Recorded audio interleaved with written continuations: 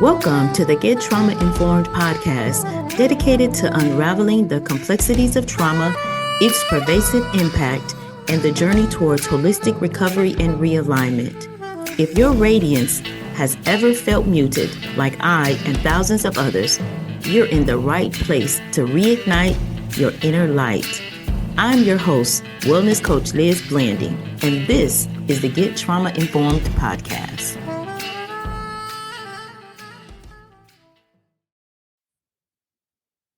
Well, hello, and welcome to another episode of the Get Trauma-Informed podcast. We are on week number 7 of our mini trauma recovery talks, and we are uncovering and unraveling what trauma-informed leadership looks like, or what it can look like when we apply specific principles. So week number 7, we are talking about transformational self-help modalities, and this is one of my favorite. It took me a long time to understand about rhythm and why rhythm is so important to trauma recovery. We're going to talk a little bit about breathwork and somatic grounding. We're going to talk about how important it is to journal and do some expressive arts, mindful listening, and there is also, as we go through each week, if we apply these principles, it'll help us to reset our rhythm, right? And part of trauma recovery is we rewiring our brain, right? Rewiring our brain. So let's get into the subject for today.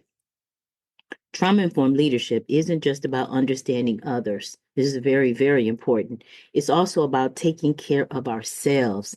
That is, I want to say, more than 75% of the work. It is doing the work on ourselves. Recovery and resilience starts within. That's where transformational self-help modalities come in. These are the tools that help us regulate the nervous system, restore balance to the body, and reconnect us with our inner wisdom. That sounds real good, doesn't it? When leaders use these tools consistently, they lead from a place of wholeness rather than a place of depletion. And oftentimes we do that. We deplete ourselves and we believe that we're still serving well. When we're depleted, we can't. Lisa Nichols talks about this, and I love her quote.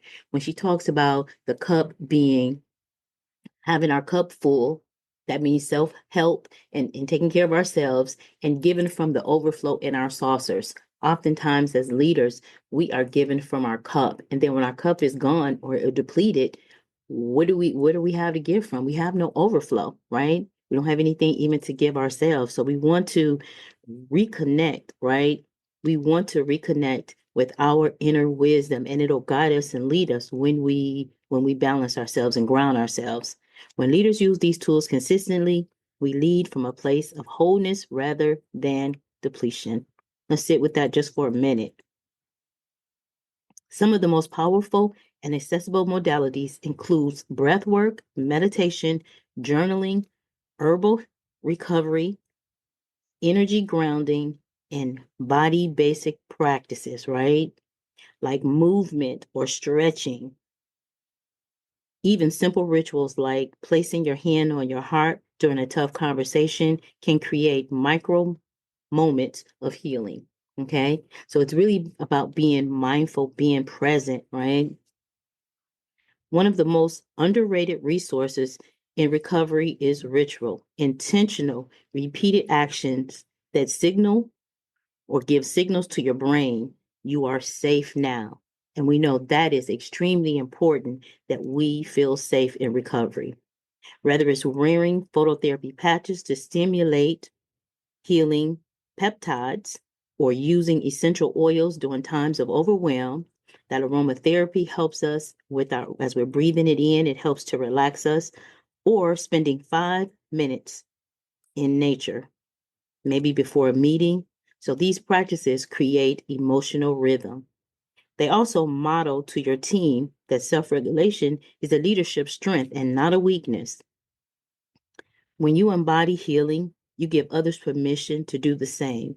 Leaders who prioritize their own emotional and energy, or your energetic well-being, are not only more resilient, but we then become a safe space in motion. I love that. A safe space in motion.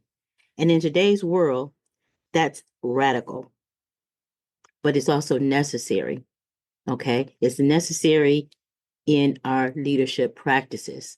So, one of the things that I would love for us to do is to, if you keep your head forward and then lean to the left and then lean to the right, you will feel that tension in your neck, right? And we have the ability to release that.